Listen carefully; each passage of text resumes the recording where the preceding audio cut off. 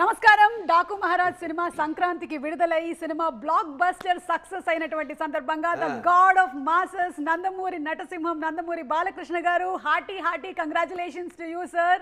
And as usual మీరు మమ్మల్ని silver screen మీద ఎంటర్టైన్ చేశారు. 100కి 200%. Hearty congratulations sir. అండ్ అలాగే ధన్యవాదాలు. Thank you sir. అండ్ అలాగే బాబీ కొల్లి గారు యాజ్ అ డైరెక్టర్ మీరు కూడా every Sankranti has been proven that it's lucky for you also. So మీకు కూడా హార్టీ కంగ్రాచులేషన్స్ అండి. అండ్ ప్రజ్ఞా జైస్వాల్ గారు అఖండ సినిమా తర్వాత మీరు వరుసగా 2వ హిట్ కొట్టేశారు, బ్లాక్ బస్టర్ హిట్ అది కూడా. అండ్ హ్యాట్రిక్ హిట్ కొట్టడానికి అఖండ 2తో మీరు రెడీగా ఉన్నారు. మీకు కూడా శుభాకాంక్షలు తెలియజెప్తూ ఉన్నాము.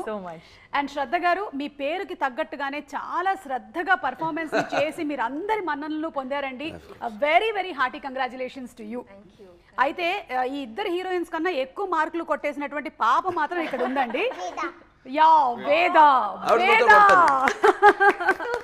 వేద నీ వాక్కు వేదవాకేనమ్మా.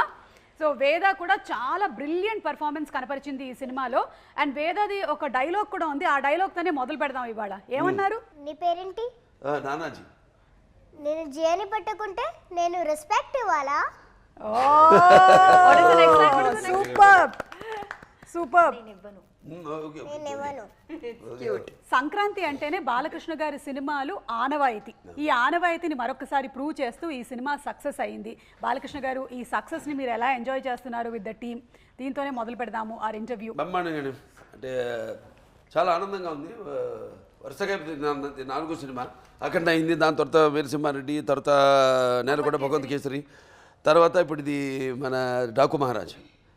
ఏదన్నా నాన్నగారికి గుర్తొస్తారు. ఇప్పుడే పిక్చర్ సక్సెస్ అయినా నాకు, ఎందుకంటే నాకు ఇంత ధన్యమైన జన్మనిచ్చి నన్ను అందరి గుండెల్లో ఆయన గుర్తు చేస్తూ మరి యోగ పురుషుడు, అలాగే దైవాంశ సంబుతుడు.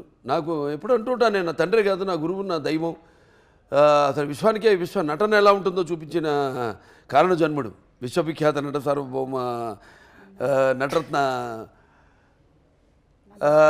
డాక్టర్ పద్మశ్రీ నందమూరి తారక రామారావు గారు. ఆయన ఎన్నో పాత్రలు చేశారు. సో నేను ఏ విజయం సాధించినా అది ముందు ఆయనకి అంకితం చేస్తాను. అలాగే ప్రేక్షక దేవుళ్ళు, నా అభిమానులు, ప్రేక్షక దేవులు, వాళ్ళందరికీ నా విజయాలన్నింటినీ అంకితం చేస్తాను. Super sir. అండ్ అలాగే బాబీ గారు మీకు కూడా హార్టీ కంగ్రాచులేషన్స్ అండి. ఆదిత్య 369 సినిమాలో బాలకృష్ణ గారిని చూసినప్పుడు అందులో ఒక చిన్న తళుక్కుమని మెరిసింది ఆ డాకు పాత్ర. అయితే మళ్ళీ ఈ సినిమాలో ఫుల్ లెంగ్త్ రోల్లో అది కూడా ఒక డిఫరెంట్ కైండ్ ఆఫ్ టెక్స్చర్తో, ఒక డిఫరెంట్ మాడ్యులేషన్తో మాకు ప్రజెంట్ చేశారు. ఈ థాట్ డాకుని తీసుకోవాలి అనేది మీద అంటే లేకపోతే బాలకృష్ణ గారి థాట్? ఆ Daaku character inspiration idea initiate చేసింది బాలకృష్ణ గారు.